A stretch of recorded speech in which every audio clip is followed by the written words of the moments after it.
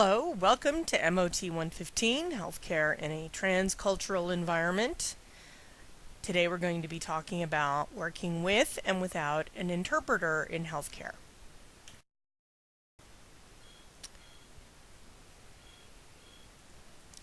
So let's get the nomenclature or terminology down.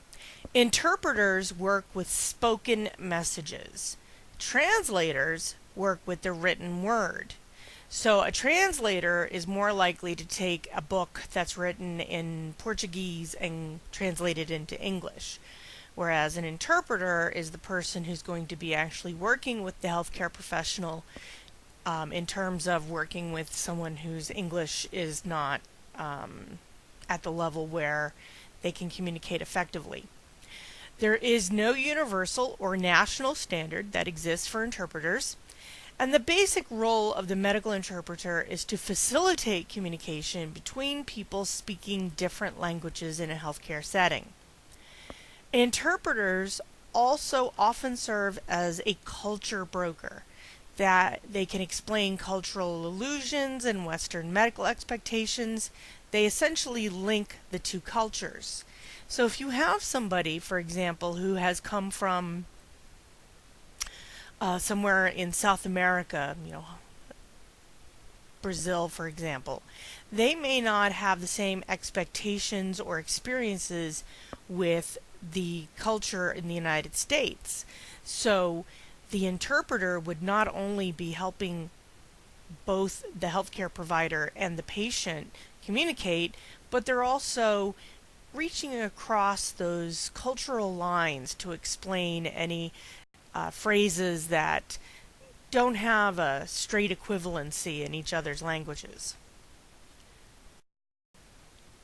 An interpreter code of ethics was developed by an interpreter coordinator in Seattle, and it includes confidentiality, accuracy, meaning the content and spirit of what is said word for word, because exact interpretation is not always possible, completeness.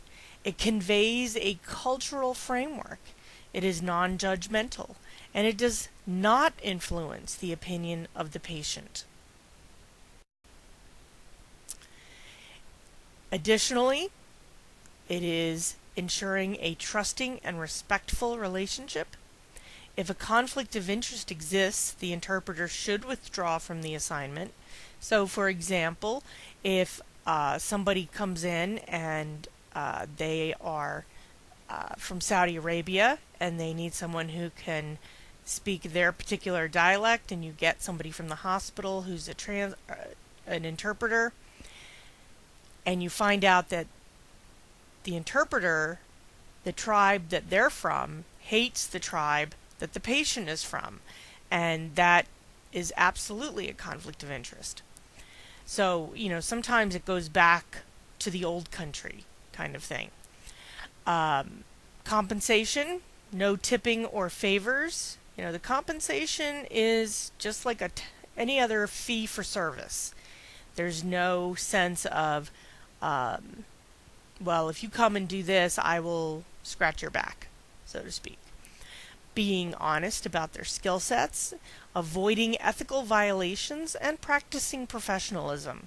So, for example, if you have a patient who is seeking help to terminate a pregnancy, for example, an interpreter who is against this whole concept ethically can't express their own opinion, nor can they deviate from what the patient is saying. It's a good set of ethics, however, there are no standard expectations placed on interpreters unless the hospital itself has that as part of the agreement. So a lot of these things are self-regulated in the sense that this is what makes a good interpreter, and whether or not you're actually doing what you're supposed to do is the best option. Unfortunately, you don't always see that high level of ethical behavior. So, there's several reasons to use a medical interpreter. The first one, of course, is legal. We live in a very litigious time. So, the Department of Health and Human Services, Office of Civil Rights, states that an individual may not be denied an interpreter when seeking or receiving treatment at a healthcare facility that receives federal funds. That's the important part. Often this law is hard to enforce because of the severe shortage of trained medical interpreters. Also, few people who don't speak English know how to file a complaint.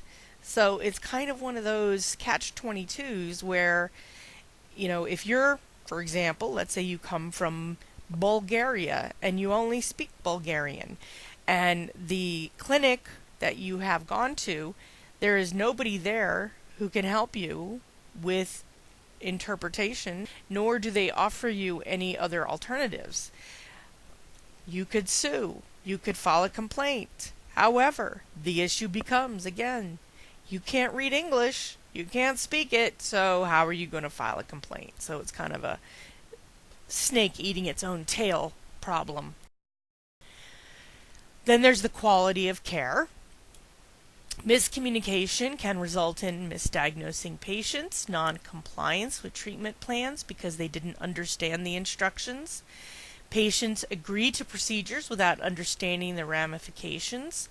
They do not seek preventative care, so oftentimes a patient who doesn't speak English very well just skips going to the doctor when they don't feel well because, bottom line is they know they're not going to get any help, and you want to avoid that.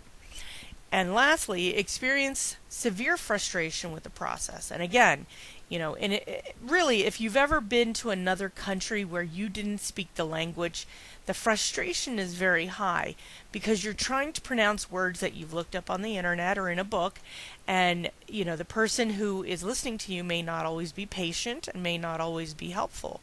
So, anyone who's experienced that understands the frustration of what it is to live in a country where your language skills are not the best. Financial reasons. Cost of care escalates when an interpreter is not available. If you don't accurately understand what's going on with the patient, it's going to cause you, as a medical professional, to order all kinds of tests, which will then end up costing the hospital or clinic a ton of money, and when you could, if with an interpreter, isolate exactly what the issue is. They do not use preventative care, which means that the patient waits until treatment is necessary and usually more expensive. So instead of going to the doctor when you begin to feel sick, you are at that point where you are deathly ill before you actually go to the ER. You're unable to get information from the patient. Doctors rely on expensive and extensive tests to make a diagnosis, and that kind of goes back to the first bullet. Effectiveness of medical treatment takes 50% longer because the patient doesn't understand what they are supposed to do. Also causes multiple repeat visits. So when you're dealing with a patient who, again, doesn't speak English or has a difficulty with speaking English, and this could be someone who's deaf, who uses only sign language, what you're dealing with there is a patient, when you say to them, don't take these pills together, you need to take them separately, they may misunderstand and say, oh, I'm supposed to take these at the same time. And of course that is exactly the point, trying to avoid the complications of both pills being given at the same time. Patients also miss appointments and complaints from insurance companies that have to be addressed and followed up on. It's just a lot of work and a lot of excessive financial issues, excessive problems with quality of care, and of course the legal issues that crop up. So let's talk about when you do work with an interpreter. Schedule an interpreter who is of the same gender and of a similar age as the patient if possible. With Asians, older interpreters are better because of the cultural respect for elders. Build rapport and trust with the patient non-verbally before the interpreter arrives. Don't ignore the patient. So smiling, showing pictures of kids, that kind of thing, anything that'll build some rapport. If possible, meet briefly with the interpreter to discuss assessment strategies. Step out of the examining room to do this because you don't know how much English the patient truly understands. So if you're taking the interpreter out and you say, look, I think there's an issue going on with this woman's stomach, but I can't figure out exactly what, I need to go over this. So then the interpreter has a little bit of a lead of what's going to be asked. Also, ask interpreters' opinion on how to discuss sensitive topics like sexuality. The United States, we have a very clear perspective on sexuality. However, in other countries, they could be much more liberal, like in France, where sexuality is discussed much more openly, and in other countries where it is on the exact opposite, like the Qatar or Saudi Arabia, where sexuality is really just never discussed out in the open. So, talking to the interpreter, finding out the best way to approach these topics with the patient is a really good idea. Speak to and face the patient. The interpreter will follow their own protocol for where to stand. So you have to maintain that eye contact with your patient. You are treating them. You're not treating the interpreter. And again, this is the kind of thing that as you continue to work in the healthcare field will become a little bit more normalized, and you won't feel like you're ignoring this person standing off to the side. Additionally, do not make comments about the patient in English to the interpreter that the patient should not hear because they may understand certain words or phrases. So if you are going to say to the interpreter that the patient is Looney Tunes, nutty, no, maybe there's some mental impairment, which you can always, say you're looking to assess, but you really don't want to say anything negative or pejorative about the patient to the interpreter. Talk about one symptom at a time. All time for translation and answering. So, somebody has a headache, they're dizzy, their stomach hurts, their back hurts, their chin hurts. All of these things have to be addressed individually. And also allow the time for the patient to respond thoroughly. Avoid idioms. These are those phrases that are unique to our culture. So, get back on the horse. I'm going to... I've got bats in my belfry. Dumb stuff like that is just really American phrases or English phrases that may not translate into another language.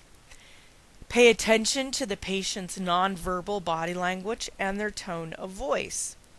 If the patient speaks at length to the interpreter, but the interpreter offers a too brief comment, follow up with the interpreter. So again, it's almost like a comedy where you see somebody speaking in a foreign language and they say at least 300 words, and the interpreter turns to the doctor and says, "She said no." And you're like, I think she might have said a little more than that. Then also be aware that not all interpreters are ethical, and review the assessment with the interpreter. Having that second pair of ears and eyes will oftentimes help you in case you've missed any details or misunderstood any details. So essentially you're closing the loop. So there are going to be times that you don't have an interpreter to work with. So there are some options. The best option is a bilingual coworker. And in this country, we have a population where 20% of the people in this country speak Spanish. So Spanish, of course, is the #1 requested second language. We also have a variety of other languages that come into play depending on where you are in the country. For example, if you're out in the Midwest, might need more people who can speak German. If you're down south, you might need people who can speak French. So depending on where you are, you're going to have different second languages that are dominant in a particular society or area. Second option is a telephone interpretation service. For example, AT&T has a 24-hour service for interpretation of 140 different languages. The drawback is that this service is very expensive and they don't always understand medical terminology. Then, of the last option, which oftentimes is the one that ends up being used the most often, are family members. You know, the 14-year-old son of the mom speaks really good English, so he's going to do the interpretation. I love this little comic on the side. So it's a guy, and he says, "Dr. Sanchez, I have a suspicious-looking mole on my shoulder." And it just kind of takes advantage of the fact there's two meanings for the word mole. In this case, it's a little guy with a little animal with a hat on, whereas a mole is just usually one of those brown dots that you go, is it getting bigger? So, getting back to the family member issue, especially young family members, we have some problems. They're too young to know the terms in their native language for certain conditions.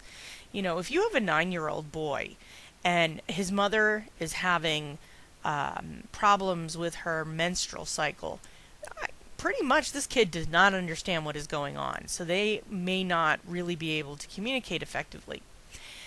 Kids can be embarrassed by the words his grandmother uses or the beliefs she voices. If she says spirits have invaded her feet and that's why they hurt, you know, a kid might be embarrassed and know that that's kind of something that medical science would say doesn't exist.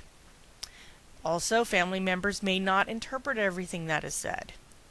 And they can also be put in a difficult situation since interpretation is usually a high status position reserved for adults. So you have your 14-year-old who is doing the interpretation for you, and it diminishes the parents in terms of how the children are, because now the child has earned more status. And you know, for a healthcare provider, you should always avoid having that child explain bad news to their parent or family member. That's too much to put on a kid. People may be embarrassed about disclosing information in front of a family member. You know, if you're a doctor and you're trying to find out what could be possibly causing all this pain in the woman, having a conversation about her sexuality with her son or daughter is going to be extremely uncomfortable, even for American kids. And then finally, family members may change the patient's explanation about something that they don't want anyone to know. And again, we end up in a situation where, in this case, the child doesn't want the doctor to know that his mother cheated on his father and potentially got an STD. There's always, you know, benign situations like, you know, my mom's elbow hurts, but there's always these awkward moments of private things that children find out, and it's awkward on both sides. If you have no interpreter and the patient can speak a little English, you can use these techniques. Greet the patient respectfully, be polite and formal. Try to identify the patient's primary language. Identify if the patient speaks a second or third language. So, for example, many Asians speak French. If you have a person from, say, for example, Spain in your office, they might speak German, they might speak French. So a lot of other countries have multiple languages. It's really the U.S. that kind of demands everybody focus exclusively on English. Speak slowly, clearly, and quietly in English. Do not shout. They're not deaf, they just don't understand or speak English that well. Avoid appearing frustrated or irritated. Use body language to assess patient. Hover your hand over certain areas of the body. So don't necessarily touch them, but, you know, kind of pay attention to their eyes and hover over certain body parts, their belly, their side, their leg, you know, whatever their issue appears to be. So if you have no interpreter and the patient can speak a little English, you can restate a sentence using different words if there was any confusion. Simplify, simplify, simplify. Instead of talking about the pulmonary system, talk about the lungs and point to them. Use picture cards or a phrase chart. In the same way that we do these things with little kids when we ask them where it hurts. We give them a doll and they can show us. It's the same concept with picture cards, wall charts, point where it hurts, that kind of thing. Assess whether the patient is just saying yes or if they understand what you are asking them. A lot of times, especially if people are a little embarrassed, they'll just keep nodding. And we've all been there. We've all done that. But we want to make sure that they understand. So it's always best to use an interpreter or an interpretative service if possible. So that's it for today. If you have any questions, please email or text message your instructor. If you do not attend our college but have questions, please leave a comment and we will respond as quickly as possible. Thank you and have a fabulous day.